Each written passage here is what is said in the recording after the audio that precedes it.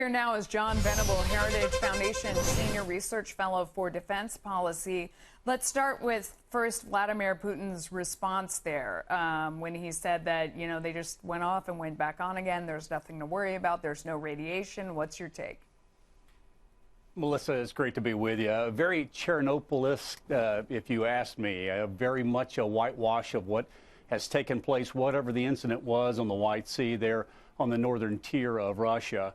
A lot of masking and a lot of misinformation. Normally, the wind blows from west to east in the northern hemisphere, and the recent prevailing wind has gone from north to south, and then as it coasted around, it went back toward the east. And that's basically the same plume path where you saw these notification sites, these radiation sensors being shut down as this plume hit those two locations. And very suspect, and obviously something that I don't think anyone can trust right now. Now that they're back on, do we know what the readings look like?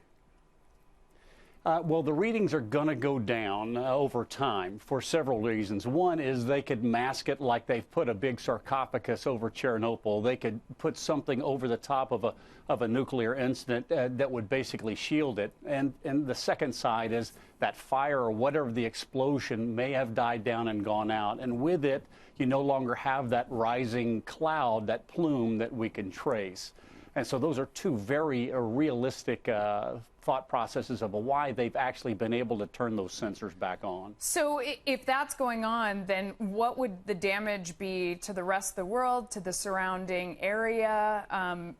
What's the danger? Because obviously this is nothing close to the size of Chernobyl, but everybody just watched that show on whatever network that documentary was on. Everybody watched it. What's the possible fallout from this?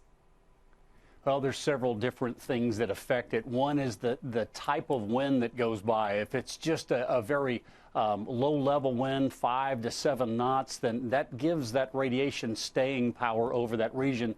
There's a town about 18 miles east of where this little test site was on the White Sea, and that town has about a population of just less than 200,000. Another one a couple of miles east of that, for a total of around 500,000 people in that area.